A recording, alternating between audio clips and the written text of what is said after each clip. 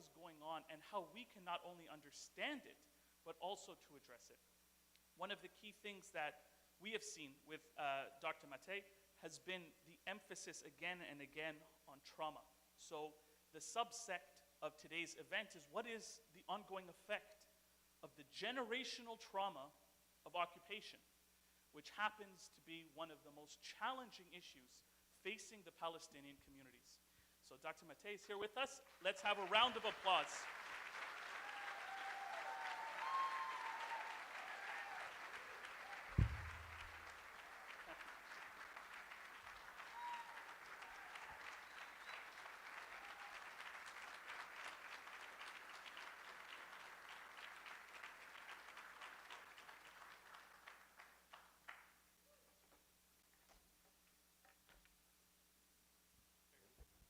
Well, good evening, everyone. First of all, thanks for honoring me by inviting me. Secondly, those of you that are of the Muslim faith, I wish you a peaceful and meaningful Ramadan. Those that are not, happy Christmas, or happy Easter, I should say. I'm told that in Jerusalem, where Ramadan is usually a very joyous and festive occasion, it's very sad this year, very quiet by comparison. And it's no wonder why. It's almost impossible to talk about trauma in Palestine. In fact, it is impossible just to look at it in terms of what's going on right now. The Israeli journalist Amir Haas, who is one of the very few voices of humanity left in that country, wrote after October the 7th that in a few days, she said, the Israelis went through what the Palestinians have experienced as a matter of routine for decades and are still experiencing: military incursions, death, cruelty, slain children, bodies piled up in the road, siege, fear, anxiety over their loved ones in captivity, and searing humiliation. The difference is that the Israelis experienced that in one day, and for one day. The Palestinians have been experiencing that since 1947. And regularly. The other great Israeli journalist, Gideon Levy, wrote just today, this is of course his opinion, but here's what he says: the October the 7th massacre was indeed an illegitimate act of resistance against an occupation and an apartheid regime that is no less illegitimate and criminal. Again, the difference is that October the 7th, whatever you think of it, happened in one day. The history that it led to it did not begin in one day, or did not finish in one day. It began a long time ago. And working with traumatized people, as I have for a long time, one of the greatest wounds is not just what happens to people, but that their experience is discounted and not understood and not validated. So if you look at the Palestinian experience, and I might say we might broaden our view to look at the Muslim experience in the West, it's one of historical not being understood, being distorted, and an inversion of roles, because actually, if you look at the history of the West as it relates to the Muslim world, since, say, the late 18th and 19th centuries to today, is that the aggression and the occupation and the exploitation comes from the West and the North, and then the resistance is projected or presented and interpreted as the perpetration and as the source of the problem. So we talk about the war on terror, that was very famous about 20 years ago, but as to what would impel people to commit acts of terror, that's never talked about. So that the experience of the other is never explained, is never explored, and certainly never validated. Number one. Number two, even how we talk about terror and that use of the word terror is highly subjective and then I should say highly narcissistic. For example, even in the Israeli papers now, when you read them, they say that, we killed so many terrorists today. This is in Gaza. Well, of course, very often who they've killed are civilians, unarmed. But even assuming that the people that they're talking about that they killed are armed opponents, why are they the terrorists? They're just in their homeland trying to defend themselves. So the very use of language, we just take it for granted that we'll talk about things in a particular way, but the way we talk about them is very much conditioned by the prejudices and biases and interests of the people who use the language. Now, when it comes to the Palestinian experience, there was an interesting study done in 2010. They looked at all the opinion pieces that were published in the New York Times and the Washington Post over a 10-year period on Palestine.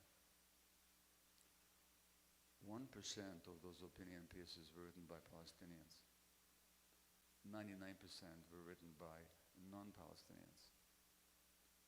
And I'm pretty sure if you looked at it closely, of that 99% written by non-Palestinians, the vast majority of them would have been written by pro-Zionist supporters or ideologues. So there's not only the traumatic experiences that happen to people, there's also the distortion of it and the non-representation of it here in the West. For example, we do hear about the war in Gaza, which by the way is always presented as the war of Israel against Hamas. Well, where was Hamas 40 years ago? It didn't exist. But the war had been going on by that time for, 40 years. So even the language of the Israel-Hamas war is an absolute distortion of history. Number one. Number two, in terms of what's currently happening right now, we do hear something about Gaza and the casualty figures. Now, naturally, every time they mention the Palestinian casualty figures, they say, these are the figures reported by the Hamas-controlled Ministry of Health in Gaza. When they talk about Israeli casualties, they never say, here are the figures presented by the Likud-controlled Israeli Health Ministry. Not only that, international studies have shown over time that the reporting of the Gazan Health Ministry is actually accurate, according to other verifications. But they always have to add, which is a way of invalidation.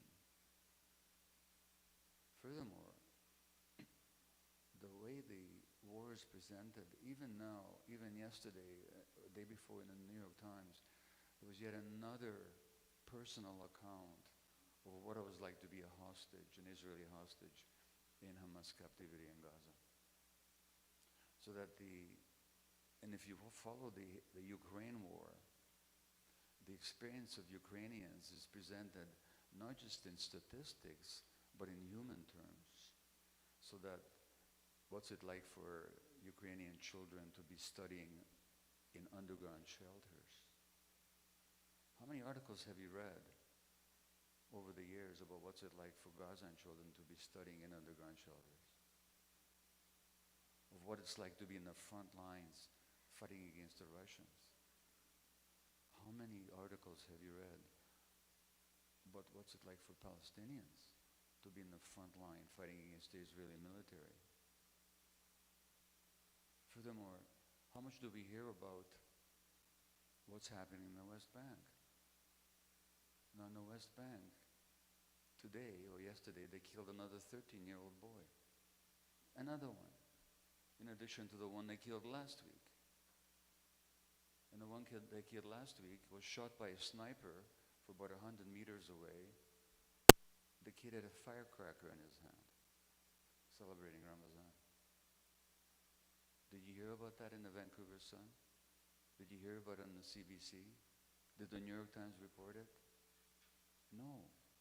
So that the constant, daily killings and oppressions and humiliations,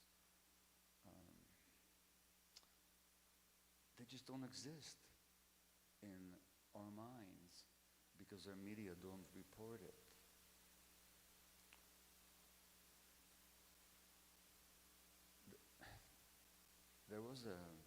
I've been to the West Bank. I was there 2 years ago. I went there, brought in by some Israeli and Palestinian psychologists to work with women tortured in Israeli jails. And somebody told me there that we don't have post-traumatic stress disorder here because the trauma is never post. It's always with us. Now, when you look at what studies have been done, I will quote some for you. There was a study done in published in 2005, I think. They said that among children 10 to 19 years, don't forget, this is, 18 years ago now, 19 years ago. Among children aged 10 to 19 years, 32% suffered from post-traumatic stress disorder symptoms requiring psychological intervention. That means a third of the kids had PTSD. We're talking about kids from age 10 to 19. 42% had moderate, 49% had moderate post-traumatic stress disorder symptoms, and only 2.5% had no symptoms.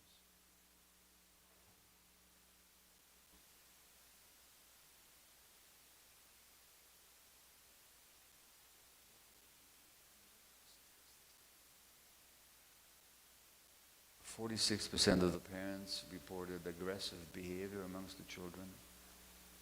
38% had bad school results.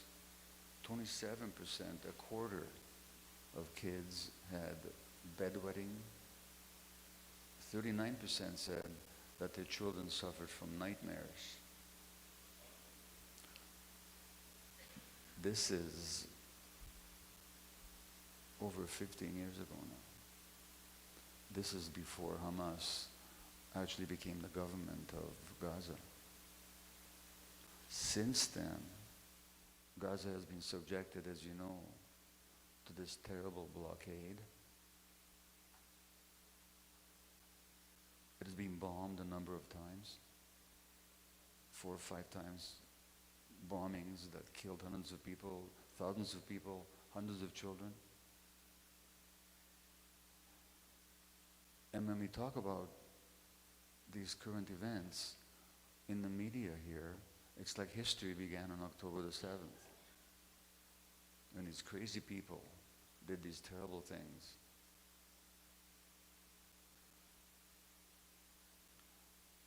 So,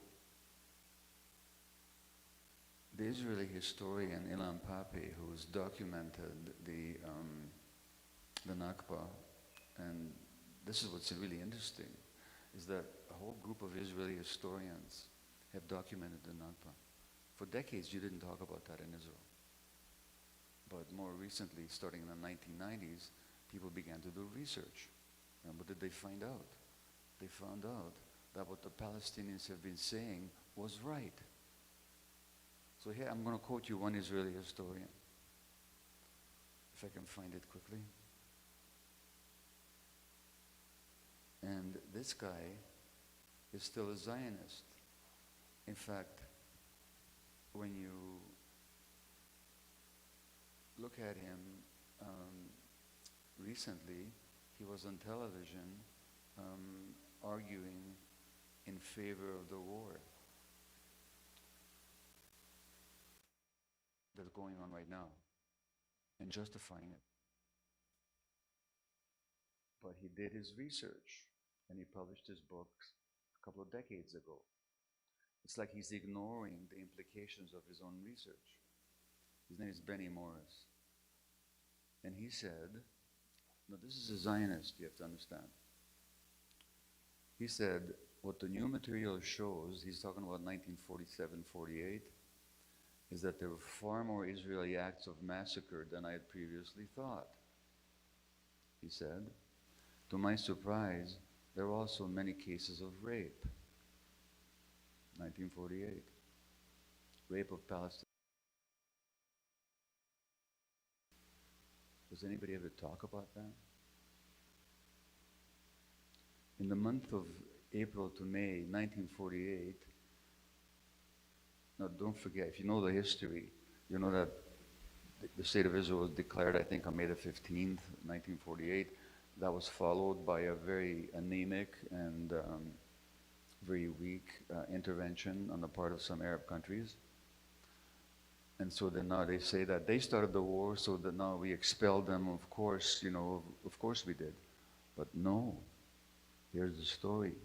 Before the Arab countries intervened, as ineffectively and disunited as they did, Benny Morris, the Zionist historian, says, in the months of April to May 1948, units of the Haganah, this is the Israeli army at the time, were given operational orders that stated explicitly that they were to uproot the villagers, expel them, and destroy the villages themselves. Well, that's a war crime. I'm from Eastern Europe, Hungary. As you know, I'm Jewish. My grandparents died in Auschwitz. I almost did. Came very close as an infant. You can travel through Eastern Europe, where there used to be a very thriving and very vibrant cultural and economic and demographic Jewish life in Transylvania, in Poland, in Slovakia, Northern Hungary. And you'd never know that there used to be Jewish life there. The synagogues are gone. The buildings have been long taken over or destroyed. The cemeteries have been bulldozed over. And you'd hardly ever know that there was Jewish life there for centuries. I've been to Israel. I've traveled through Israel. You can travel through Israel and never know that there used to be Palestinians living there. Never know that there used to be mosques, villages, cemeteries, orchards, a vibrant life. You wouldn't know it. No sign of it.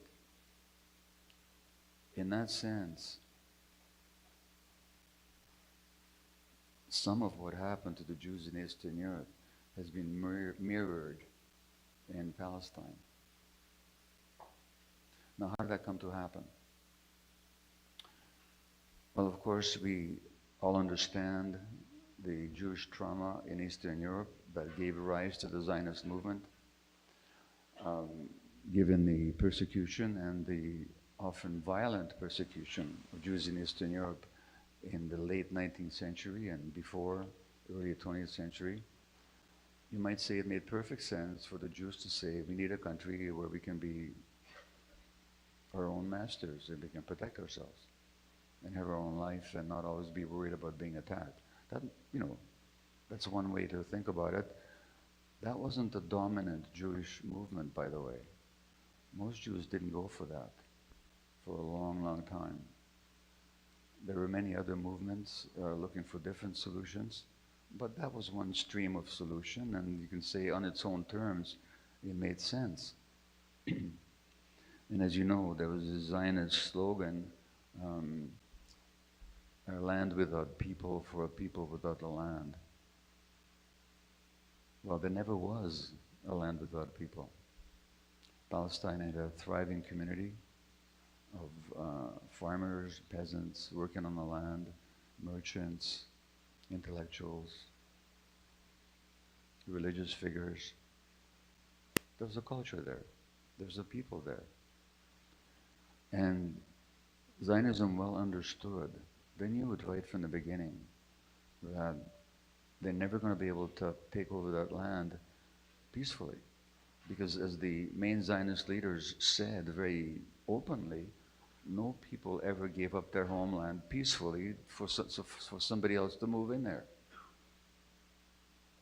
So this idea that the conflict between the Jews and the Palestinians was created by Palestinian irrationality and refusal to make peace is totally refuted if you read Zionist history. They knew it. They knew it. How else could it have been done? And this historian that I quoted, Benny Morris, he said,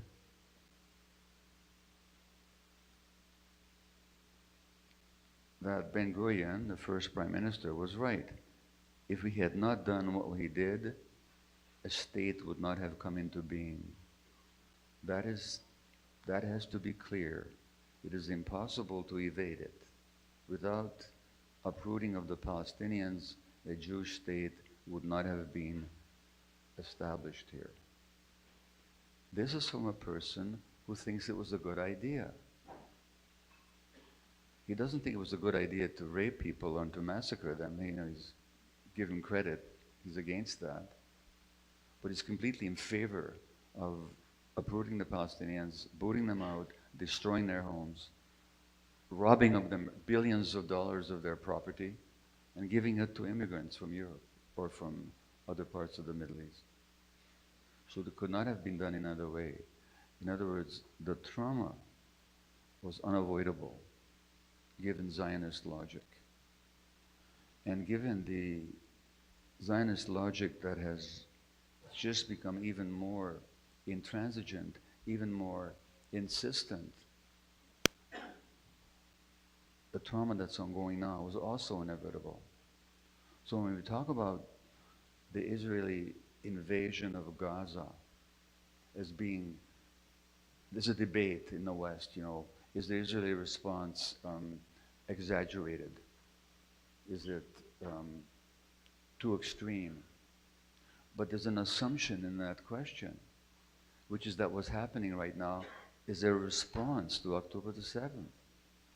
No, it isn't. What's happening right now is simply the culmination of the Zionist project that has been moving towards this inevitable clash for a long, long time. And it's happening not as viciously, because they can't do it, but just as inexorably and with immense brutality in the West Bank as well. So let me tell you a little story. This is actually from the New York Times. It's almost unbelievable. I mean, you read this and you think you're living in some alternate universe. So, Israeli settlers who are now armed by the Minister of Police of Security, Internal Security is now Itamar Ben-Gvir, who's a settler himself. And until a few years ago, he had a portrait on his wall. Do you know of whom? Of a guy called Baruch Goldstein. And Baruch Goldstein was the guy who, at the beginning of Ramadan in 1994, went to the Abraham's cave, or the cave of the patriarchs, and massacred 30 Palestinian civilians. And he's considered a hero by a lot of people. you go to his grave, all these heroic inscriptions and appreciations. And the Minister of Internal Security of Israel used to have his portrait on his wall until a few years ago. Can you imagine the outcry that would happen if in Canada a cabinet minister would have the portrait of a mass murderer on his wall or her wall? But what does happen in Canada? Anyway, I was going to tell you this story. So, these settlers, they regularly harass the Palestinians.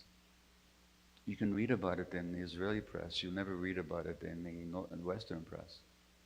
But in this case, there was a story in the New York Times. Like once a year, the New York Times will have an article, maybe or every 3 or 4 years, about the actual Palestinian experience. And in this particular story, the settlers came to this Palestinian village and they threatened the inhabitants, which they do regularly. They threatened them. And they said, we're going to come back and hurt you. So the Palestinians left the village. The settlers came and they went on a rampage of destruction. And they destroyed homes. They, filled in wells, the usual stuff that they do. A few days later, the villagers came back. They were met by a representative of the Israeli occupation. And the representative of the Israeli occupation said to these villagers that had just come back to their homes that had been damaged, he said, you can come back, but you can't repair anything. Because if you try to repair the damage, that would be construction without a permit. And you're not allowed to do that. So where they destroyed your roof, and now it's November or December, and the cold rains of winter are falling into your living room, you can't put a tarp above it. Because if you put a tarp on your living room, that would be construction without a permit, and we'll come and bulldoze your home. This goes on every day. And it's not reported. So we don't even have to think about the horrors that the internet presents to us, the alternate media, the pictures of the starving children, the horror of physicians having to amputate the shattered limbs of children without anesthesia. They're sawing off limbs without anesthesia because they don't have any anesthetic. The Israeli occupation doesn't let in certain medical supplies. You know what they didn't let in last week? A week or two ago? They didn't let in surgical scissors. Surgical scissors that are necessary for operations. Big danger to the security of Israel that Palestinian surgeons should have decent equipment to work with. So what I'm saying to you is that the occupation itself in all parts of Palestine, what should have been at least recognized as Palestine after Oslo, the West Bank and Gaza, has been a brutal, vicious entity. The full horror of it is not even barely whispered about in the Western press. You have to go there and see with your own eyes, and even when you see it, it's hard to believe it. And I've been there a couple of times now. I was there first in 1992, during the first Intifada. And it's much, much worse when I went back 2 years ago, 30 years later. It was much, much worse. So what are Palestinian children experiencing? They're experiencing bombing. The biggest traumas when you do these studies is after bombings. Now this is again long before the current terrible bombing. Can you imagine how traumatized those kids will be now? Can you even imagine it? There are 18,000 Palestinian kids who are orphans now in Gaza. That was a month or two ago. I don't know how many there are now. You have to understand something. When you talk about a Palestinian orphan, you're not talking about a kid who's lost his mother and his father, or her mother and her father. Palestinians in Gaza lived in multi-generational families. We're talking about the wiping out of uncles and aunts, grandparents, and parents. So these people have lost their whole extended families, these kids. Can you imagine the trauma?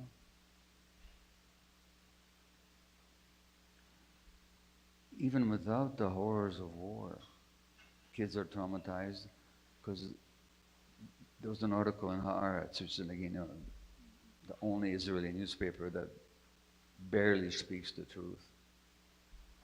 But there was an article about this Palestinian in the West Bank who's actually an advocate of peaceful resistance. He's an advocate of peaceful resistance. They come into his home in the middle of the night. They grab him. They beat him in front of his kids. Those kids are watching their parents being humiliated. Those kids are watching their parents helpless. What sense of security does the child have when the parent can't defend them, can't protect them, can't even protect themselves?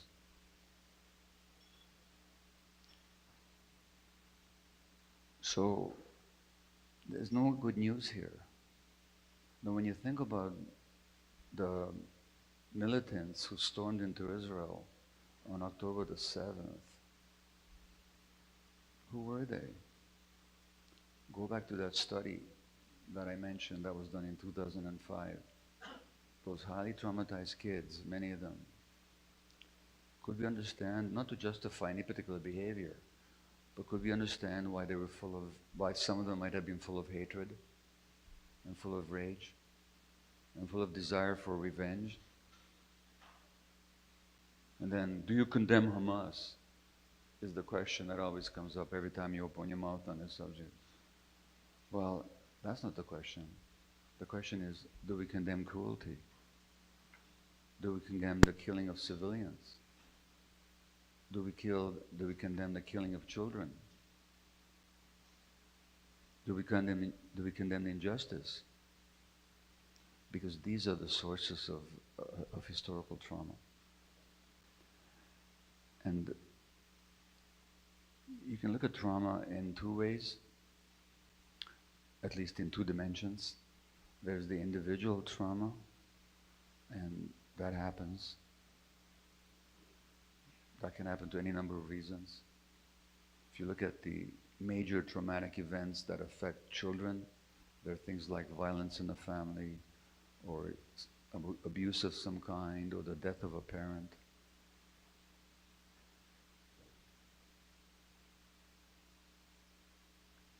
But you can also look at trauma collectively. And collective trauma affects whole peoples. And the Palestinians have been subjected to collective trauma now, not just since 1947-48, but for longer than that. Because much longer than that, they lived under foreign occupation. They lived under British occupation for a long time. And the British were brutal. The British occupation was a brutal occupation. As a matter of fact, the laws that Israel uses in the West Bank against the occupied population were the laws laid down by the British when they occupied Palestine. And those laws were selectively applied. They were not applied to the Jewish immigrants that the British favored. They were applied to the Palestinians. So that trauma has been going on for much longer. Now the question is why? You might understand, you can understand the Jewish trauma that would have impelled the desire for a state. But none of that would have happened or could have happened without imperial support. And here's where you have to zoom out a little bit, because why would the British favor the creation of a Jewish entity in Palestine? Because it served the interests of the British Empire. The British at that time either controlled or aspired to control a lot of the Middle East. So after the defeat of the Ottoman Empire in the First World War, the British and the French divided the Middle East between them like a nice cake. This belongs to you. Meanwhile, they lied to the Arabs. They promised the Arabs independence if they supported the war against the Ottomans, which the Arabs did, of course, many of them. But those were lies. Meanwhile, they made agreements with each other, the British and the French, to divide up the cake between them. Why? Because the Middle East was full of oil. And Gaza is not the first time that Arab populations are bombed by the West. The Iraqi war and the weapons of mass destruction that didn't exist, what was that about? Control of resources. By the way, keep something in mind when you look at the Western press.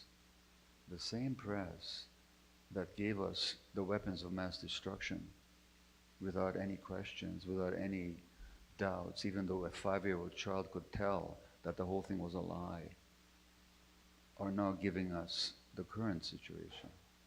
That's how reliable they are.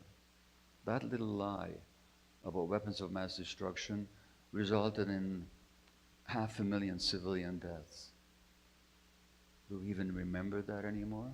It just happened 20 years ago. Do we still remember it? That 500,000 people died because of a lie? But that's not the first time the West bombed the Middle East. That happened in the 1920s when the British bombed Iraq and other places because some of these unreasonable people were not willing to accept foreign domination of their countries.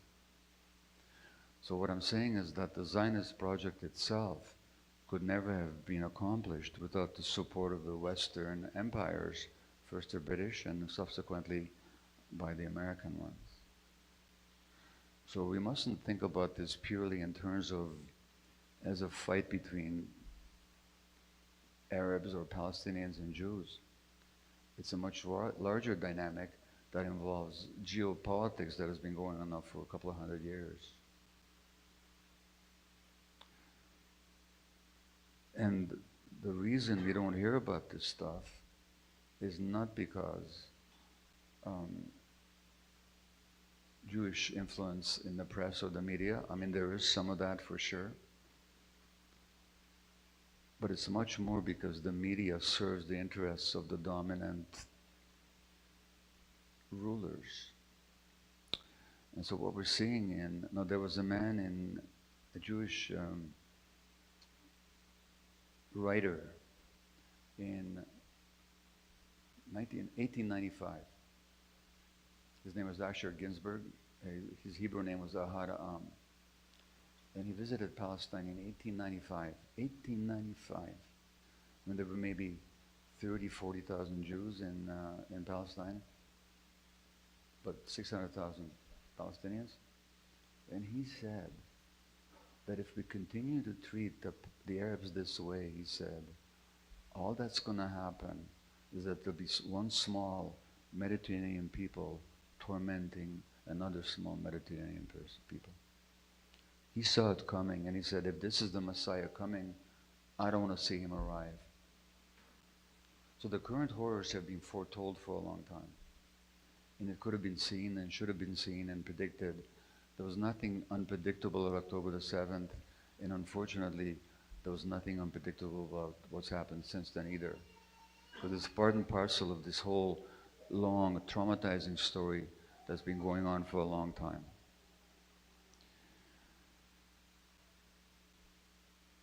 Part of the reason, now that if there's any light, and in the near future looks terrible as far as I'm concerned. I'm not going to go into the politics of it, but I don't think anything positive is going to happen anytime soon. I think we're going to see more and more suffering, even after this terrible war ends. But if there's one light at all in all this darkness, is that more and more people are waking up internationally as to the realities of the situation. more and more people are seeing it for what it is. Fewer and fewer people are buying into this Western fairy tale that we're all about democracy and freedom and human rights. The Israeli journalist Gideon Levy, who I've already quoted, he said that there's no human rights without the liberation of the West Bank and Gaza. No human rights without it.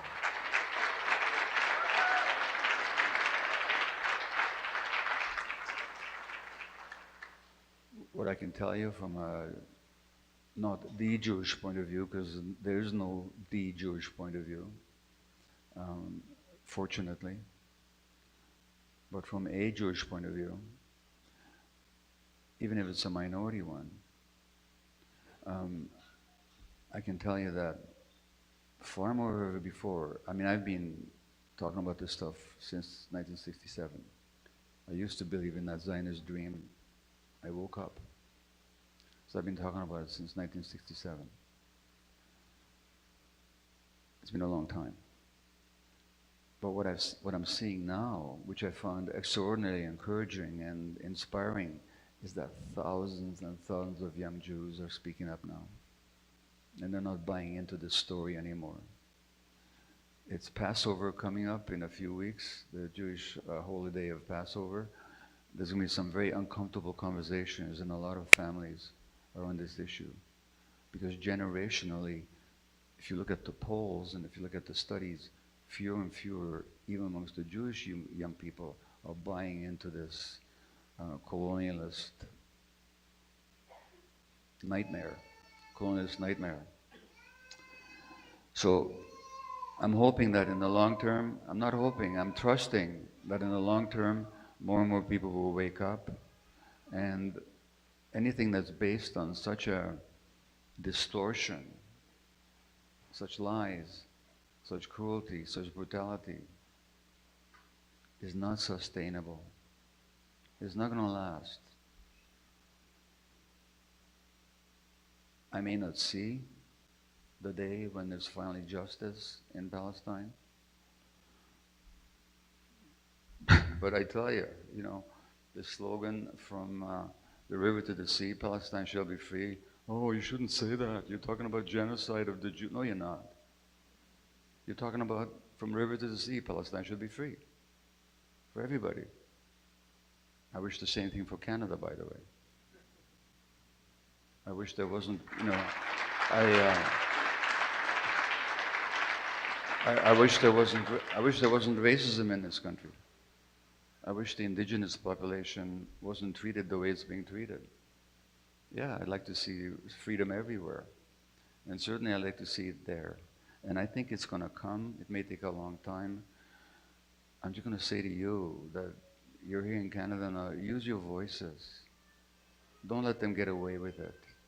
And whatever you do, don't be intimidated by this lie that to speak it against this brutality, this cruelty, this horror is anti-Semitic. It's total nonsense. Total nonsense. Don't let them intimidate you with that. So whatever platform, whatever voice you have, be united and use those voices and speak up and speak out. I'm going to finish with a poem by a Sufi poet. He's from Persia, Iran. He lived in the 13th century. His name was Saadi. And he said, the poem is called Humanity and Suffering. And he says, humanity are members of one body, created out of the same essence. When one member of that body feels pain, others remain distraught. You, unfeeling to the suffering of others, are unworthy of the name human. Well, let's earn that name of humanity. Thank you.